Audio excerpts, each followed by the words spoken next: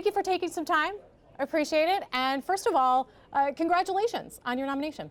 Oh, thank you very much, Lauren. I know we've talked a lot in the past about elections and their importance, especially here in the Commonwealth of Pennsylvania. So it's a pleasure to speak with you.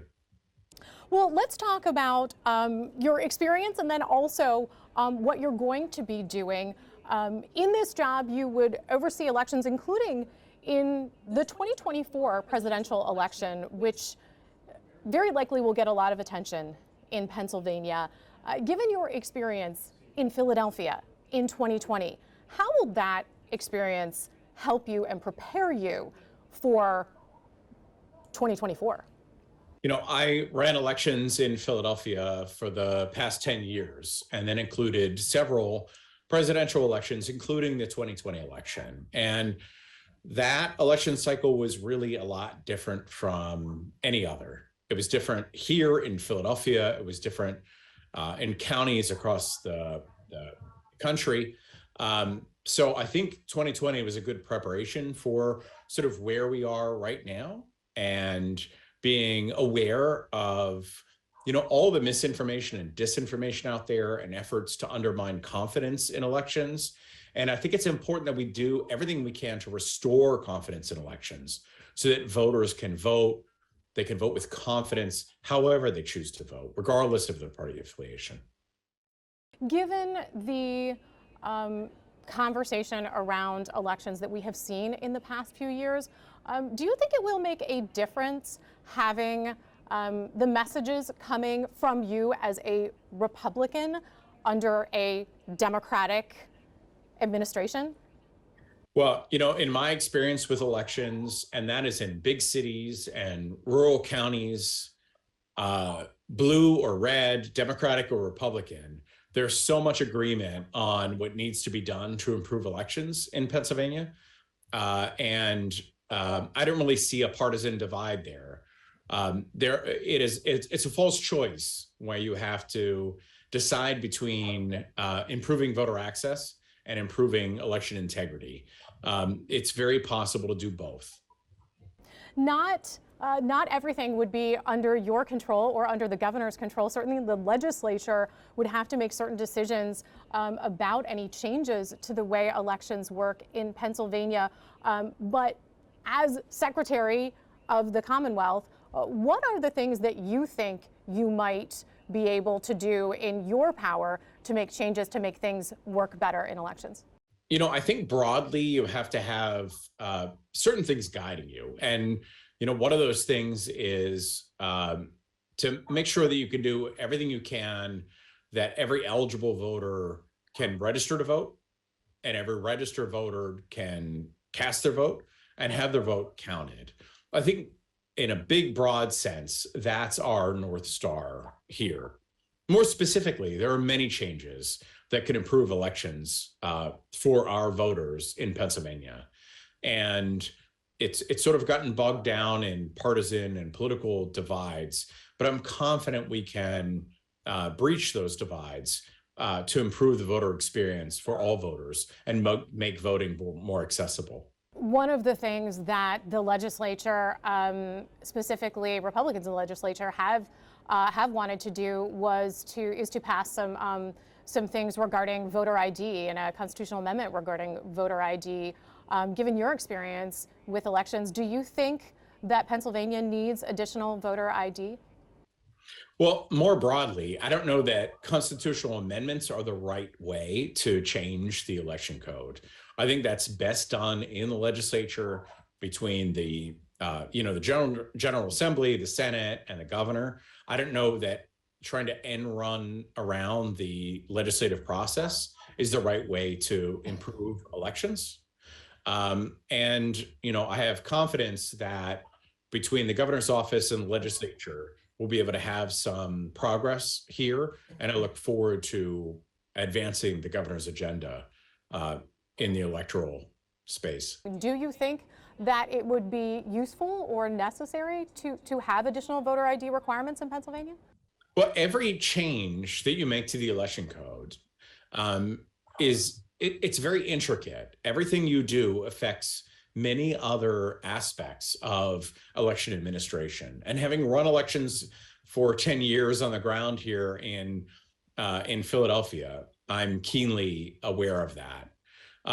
So when you make a change, it's important that it be done in a sort of comprehensive way, but approach these changes in good faith. And people have concerns about elections. I don't think you should dismiss them. I don't think you should ridicule them. I think you should combat misinformation with the truth, but engage in a good faith way. And I'm confident that we'll do that. When you were working as a city commissioner in Philadelphia in 2020, you talked about the kinds of messages, threats that came to you, came to your family. You even testified in front of Congress about those things. What were your thoughts about getting back into this line of work when it comes to safety and security of yourself and other elections officials, and especially on an even bigger stage? Well, in 2020, my experience wasn't unique at all. Election administrators across the country, Democrats and Republicans, had to deal with these threats really deriving from the deluge of misinformation and lies about the election that were causing people to act out in one way or another. And some of them acted out by making threats to me, to my family, to my colleagues, and so many others. But my family is as dedicated to public service as I am. So that was really not a consideration. It's just such an honor to be asked to put whatever experience and abilities that I have, whatever talents I have, to use to pursue the governor-elect's agenda in this term.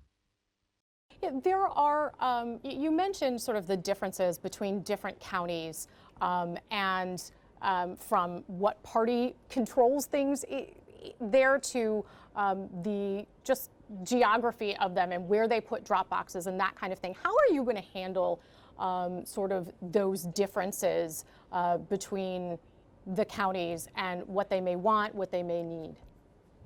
Election administrators across our Commonwealth and all 67 counties have a lot in common, but they have different challenges. There are different challenges in Philadelphia, which is densely populated with more than 1 million registered voters, than in maybe Crawford County or Elk County or other counties where the population is far from the place where they can cast their vote. So it's important that there be the flexibility for those election administrators to make sure that those voters' votes can be counted, regardless of where you are. There's no one size fits all when it comes to Pennsylvania's 67 counties, for sure. What would be on the top of your list of things that you would like to see done in time for the 2024 election? So, Lauren, I know this sounds obscure, and it's probably not, in the thoughts of most people, but mail-in ballot pre-canvassing is a really critical thing that we need in Pennsylvania. That was lacking in Act 77, which brought mail-in ballot voting to the Commonwealth. And that is simply allowing election administrators at the county level to begin processing mail-in ballots in the lead up to Election Day, and then count those votes on Election Day. Most other states do that. Pennsylvania doesn't. Pennsylvania requires the county to wait until 7 a.m. on election morning to begin processing the mail-in ballot envelopes at all. And I know this sounds obscure, and I know it sounds mundane, but it's the reason why Pennsylvania has results reported later than so many other states. Democratic-dominated states, Republican-dominated states are able to report the results, by around midnight. That's not our case in Pennsylvania because the law doesn't allow mail-in ballot pre-canvassing, and I think that's something desperately needed.